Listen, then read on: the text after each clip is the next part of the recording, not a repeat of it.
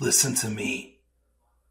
If there was a wise man who would ever think of this, they would say in order to be superior to the man, you've got to be the man. For I am the man himself.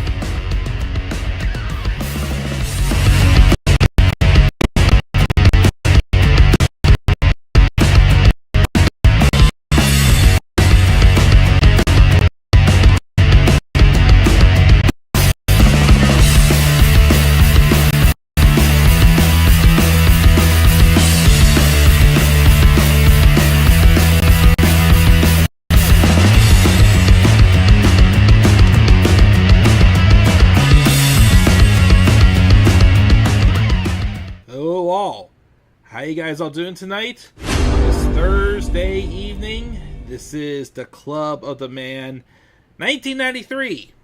And yes, we are back this week with a live stream. I took a break last week from live streams because I had a couple of extra reviews I wanted to do with AEW Revolution, which may be the last AEW review I do for a while because the past 2 weeks Tony Khan has once again fumbled. And I also watched NXT Roadblock, which I thought was an outstanding show. But as I always say, I unfortunately do not have all the time in the world to review all these shows like I used to. So that was a treat here and there, but because I had all those reviews I wanted to do, I took a break from live streaming last week. And I'm back with giving you guys the once a week at least live stream this week. I'm sorry it took a while for me to get back to it. I was on baby duty last night, and by the time my wife got home, she went out to see a play with my mother, and by the time they got home, it was late. I was tired. And today was another day where homeowner strikes you back, and you have to get a new water heater. Yes, I woke up this morning, came downstairs to get some clothes, heard a noise, walked in, and my water heater was leaking from one of the pipes. So I had to get it replaced. Thank goodness for having retired parents. And for some reliable family friends, I was able to get a new water heater today. But, of course, we're here live, as I promised you. Like I said, I'm trying to do at least one live stream a week this year to at least, communicate with my audience again and whatnot. I'll remind you guys at the end of the stream. Next week, I will do a review of Raw, but I'm not doing a review of SmackDown because I do have to travel next weekend for work. And because I have to be at the airport very, very, very, very, very, very early next Saturday, I am going to... I'll still watch SmackDown at some point, but I will take a break and not review SmackDown. Same with the following week's episode of Raw. I won't review Raw, and I'll just resume again for the following Friday's SmackDown. The April 4th edition of SmackDown is when I will resume. But yeah, taking a brief little break, just so I don't have a lot on my plate. And of course, while I'm gone, I'm going to, again, as I've really been trying to crack down, getting more and more done of my best and worst match videos done, which of course are taking quite a while, because there's 22 of them, because I'm doing 11 best and 11 worst from the years I've been a wrestling fan. So just wanted to throw all that out there and get a reminder out there. But yeah, we're here live to talk about Raw after this long introduction. This week's show, the March 17th, 2025 edition, continues on the European tour as we were in Brussels, Belgium. And for the first time since Elimination Chamber, we heard that very first heel John Cena promo. And again, I gotta ask you, John, how you feeling? Because apparently nobody asks how Johnny Boy's feeling.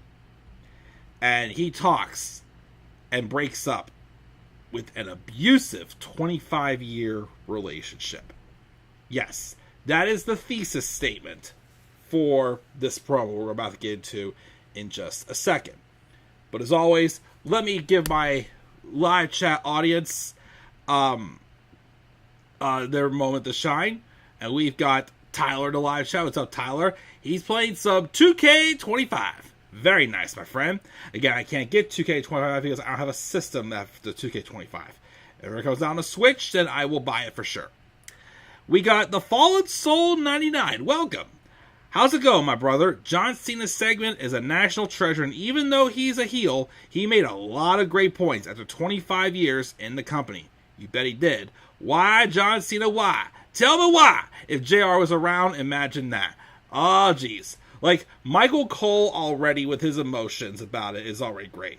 But yes, if JR was here, oh boy, I would have loved to have heard him mark it out when Cena made that big turn at Rumble. Just like I wish I would have had a live reaction of that, but whatever. And Jay just buried Austin Theory. Yeah, we'll talk about that match when we get to that in a little bit. How basically it's obvious at this point now that the WWE completely gave up on Austin Theory. So we'll talk about that as well when we get to it. But I will spend some time down here talking with you guys. I actually also got to mention I'll wait till the end actually. I have something else I want to mention I might try to do next week. Because I do have a couple of extra days off next week. But there is something I may try to do next week. But I'll talk about that at the end. But thank you both, you guys, Tyler and Fallen Soul 99, for both joining me live tonight. And we are going to get right to it. And talk about the part that everybody want to talk about most from this episode of Raw, which was the first ever John Cena heel promo. So, after a recap of Cody's promo last week, even though it was a repeat of over several different shows, because he's been appearing on both Raw and SmackDown, we finally get Mr. John Cena coming out. And he has the same music, same type of appearance, with the You Can't See Me hat, the Last Time Is Now towel, a t-shirt that is like a burgundy red color that is for his stop in Brussels for his farewell tour. Only thing that's different is the somber look on his face to this old theme. There's John Cena sucks chants. The crowd, of course, Belgium, another overseas crowd that was absolutely outstanding, showered him in boos. We did hear some Let's Go Cena chants, but we also heard a lot of Cena sucks chants. So, he comes out, makes his entrance, but he just walks, shows the towel, and just holds it as he walks out to the ring. Didn't throw it in there, laid it on the ring, he gets in. And he gets into the ring, he takes the microphone, he pauses, and he drops the mic, goes to walk away. Crowd boos him louder. He grabs his mic again.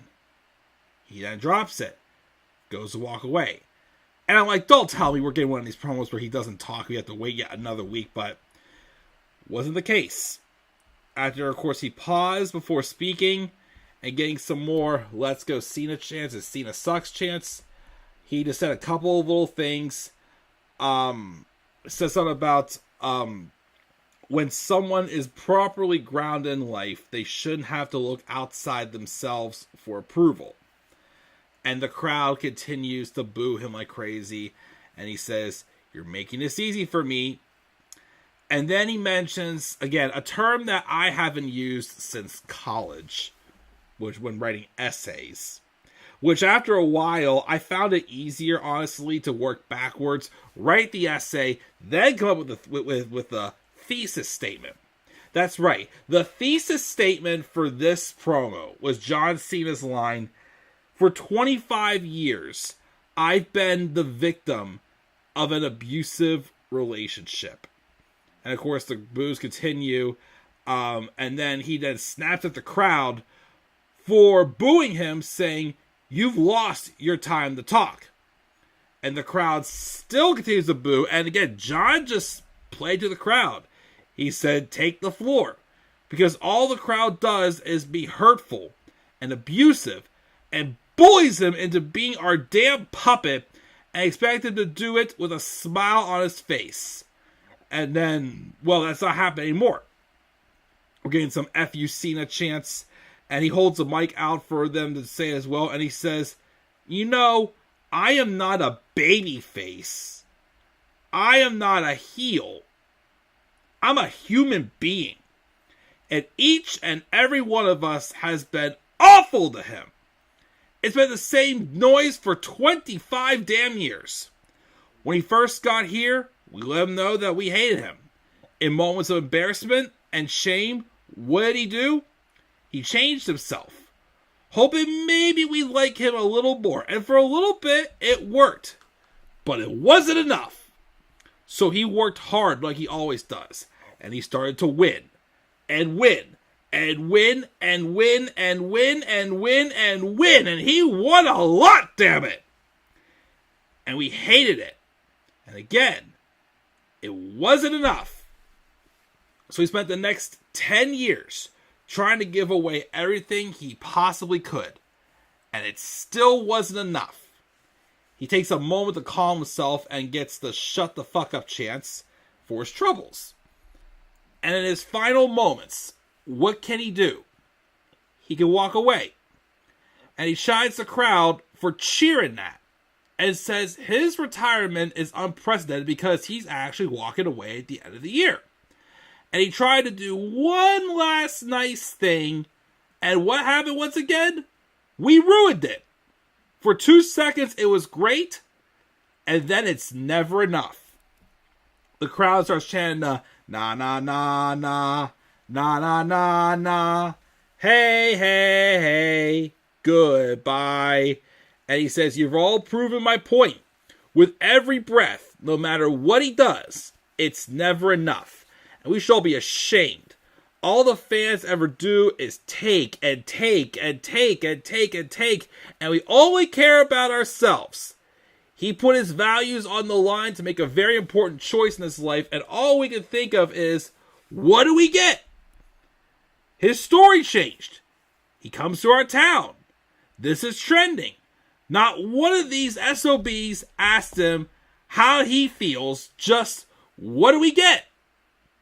Which I've asked several times in these posts. John, by the way, how you feeling? So he mentioned because of that, we get nothing. We get what we've earned, and that is nothing. We don't get a new look because we dress like him. We don't get new music because our time is finally up, and his time is now, and that's his voice on the song. And the only thing we get is a long look in the mirror to see how awful we've been for 25 years. We get some "We Won Cody" chants, and he takes issue with that as well, calling him the brand new shiny toy. And he put him the pasture, and again, we prove his point. He calls out individuals in the crowd as the Let's Go Cena people who claim to support him, and now he'll tell you why they're just as awful as the Cena Sucks people. He asks them, what have they ever done to support him? All they do is steal from him, steal his moments and his time, making him a toy, an object, the butt of a stupid invisible joke for 15 years. And you still think it's funny? It's not funny. It's pathetic. More shut the fuck up chants in the ring, and he says you don't wear his shirt for support, you wear it to feel good. You wear hustle, loyalty, and respect. He lives that every day. You think you buy the words never give up? He's the definition of perseverance. We don't support him. We use him as an excuse for a pathetic failure of a life. He goes back to the toxic relationship line, getting more STFU chants for his troubles. And he says he's breaking up with all of us. Whether we like it or not, we're dumped. He doesn't need us anymore. He doesn't care about us.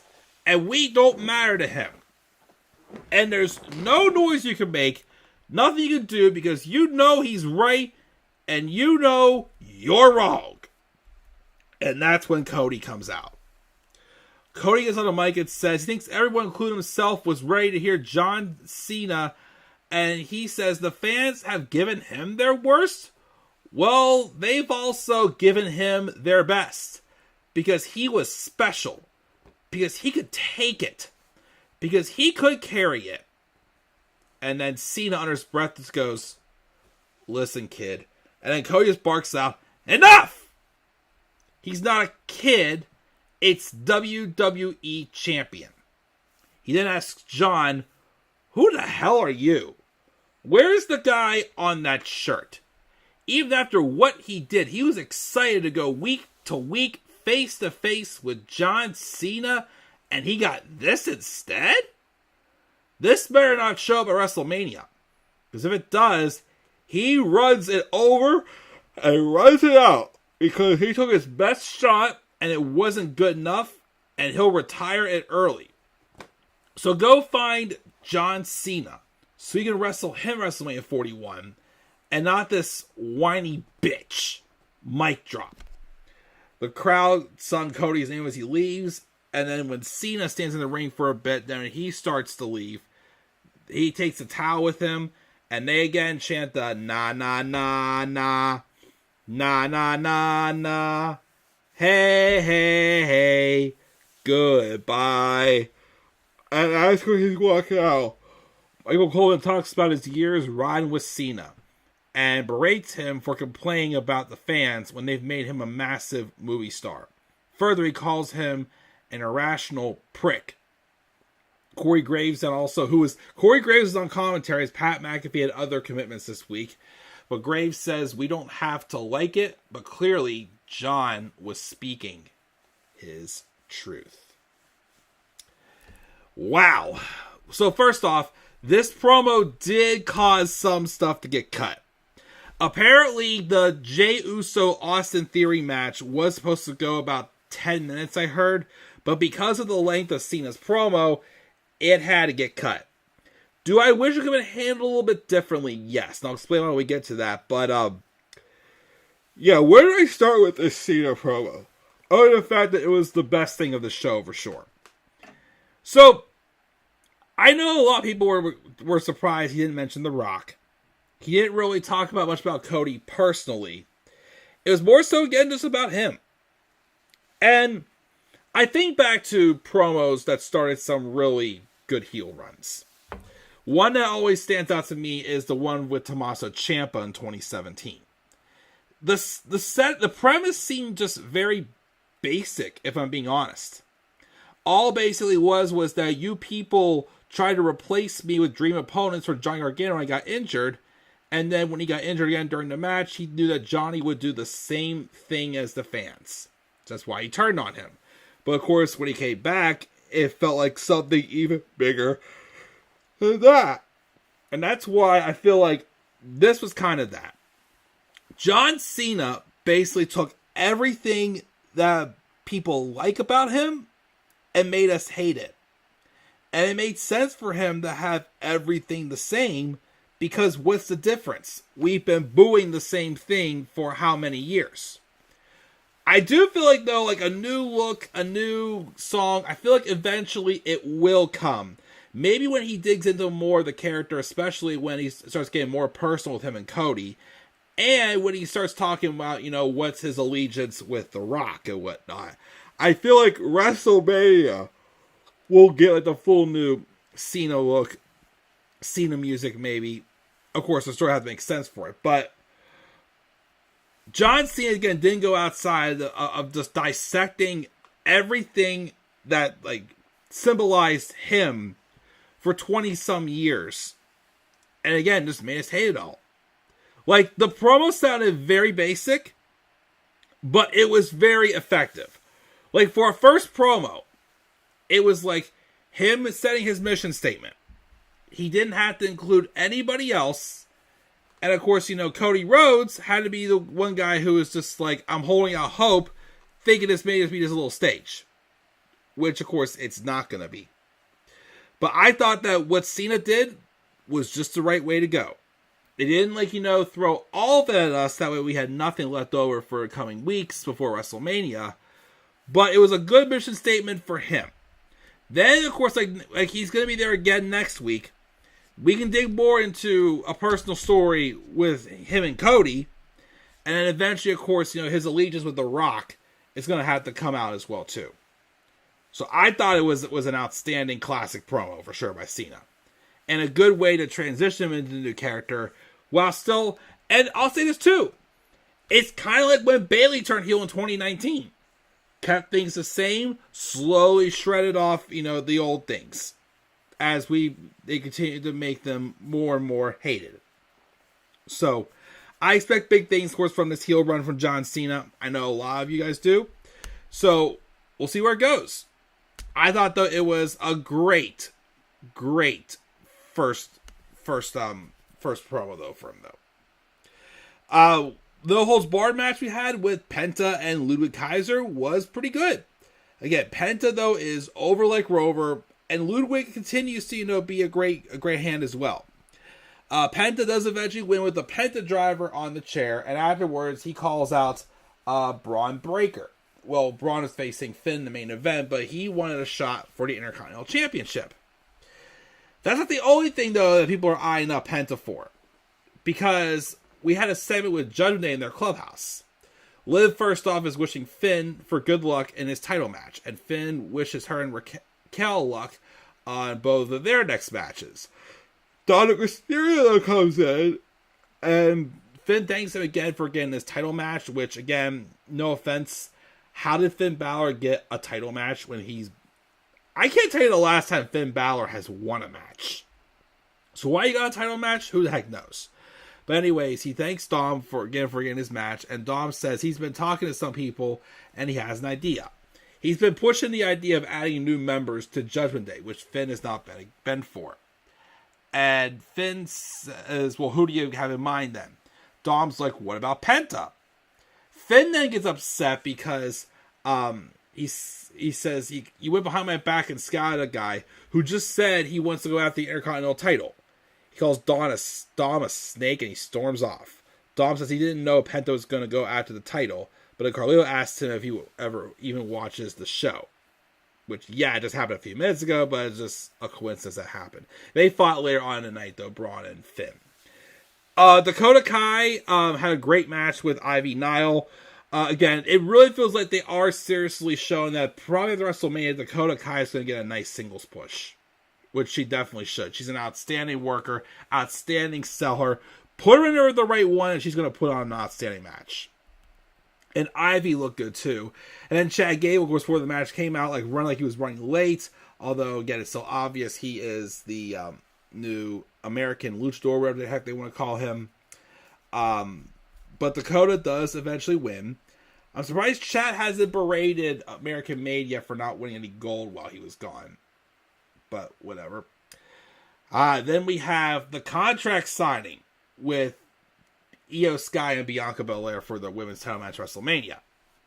So Io begins saying no one will ever disrespect her again because she is the women's world champion. At WrestleMania, she sold the title, and she signs to the tune of a "You Deserve It" chant from Brussels. Bianca says she has all the respect in the world for Io. Last week she gave her a pass, but she needs to know she's not going to let her put her hands on her without paying for it again. She's going to win the title at WrestleMania. And she signs. And as Adam Pearce announces it's official, here comes Rhea Ripley. And Pearce is like, what you doing here? And she's not going to sit back and do nothing about Io slapping her in the face, unlike Bianca, which Bianca says she had a contract to sign, and Rhea says she had no business being out there for her title match a few weeks ago. And she's just out here to watch a contract signing. And Bianca says she'll just be watching WrestleMania then. And then, of course, Io tries getting involved again, but like last week, she gets pushed out of the way, and that just incites a brawl between the three of them. Out there, and even backstage later on in the night. Of course, also, Rhea Ripley picked up the contract and signed it, which again, Adam Pearce can very well just say, no, it's not happening. But Rhea's trying to get herself into the match. And of course, they did have a brawl backstage. My assumption is that I think to at least make this make somewhat sense, because Rhea just grabbing the contract and signing it where the other two signatures were on it makes no sense if they would just hand it to her. But I would say they should put a stipulation on Rhea. Basically say, if you don't win this match, then you're going to be in trouble or something like that. Like, I would say fire her, but some type of stipulation, because obviously she's like kind of sticking her nose in feeling she's a little entitled with this, is my opinion. Austin Theory took on Jey Uso, and yeah, the match ends in like 10 seconds after Jey hit a crossbody on Austin Theory, which, okay, yes, I get it. Wasn't expecting a 5-star classic, but you could have at least had him like win a little more convincing with that crossbody, because it made Austin look like a full, like he could have done at least like a roll of Austin trying to break up, or even like a super kick out of nowhere. But I don't know. And afterwards, Grayson Waller beats down on Jey, and then Gunther arrives trying to do his choke out, but Jey was able to get the upper hand, and he also was able to hold on to the title and yeet afterwards. Whatever. Austin Theory and Grayson Waller are both feeling complete jobbers now. Let's just put it that way. We also got a recap of the women's contract sign as we had the backstage brawl. Creed Brothers took on LWO. LWO, though, got the win off of a springboard.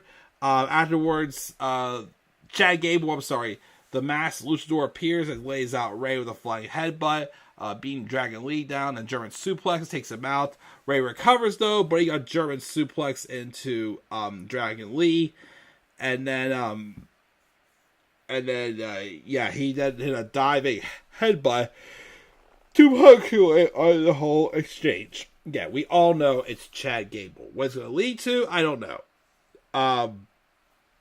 We got a recap of what happened with CM Punk, Seth Rollins, and Roman Reigns last week. Seth Rollins was going to be live this week later. Roman's going to be on SmackDown Friday, and so will CM Punk. Punk will also be live at Raw next week as well, too. Speaking of which, Seth came out, and basically it was kind of a promo that was very similar to Paul Heyman's from Friday. Kind of repeated about, just saying, we got a problem, we can talk about this later, or something like that, blah, blah, blah, basically. So, we'll see what happens with them tomorrow night on Friday. AJ Styles being interviewed about Logan Paul, but then Karrion Kross cuts him off, and AJ says he doesn't want to deal with him, but he then hears Al Karrion, who says maybe you're not mad at Logan. Maybe he's mad at himself for taking 16 years to make it to the company. AJ says he sees what he's doing and it's not going to work. Then Kross puts an arm around Scarlett's shoulder and says he thinks it's working. I really hope that Karrion Kross gets a big push after WrestleMania, because again, he's doing great.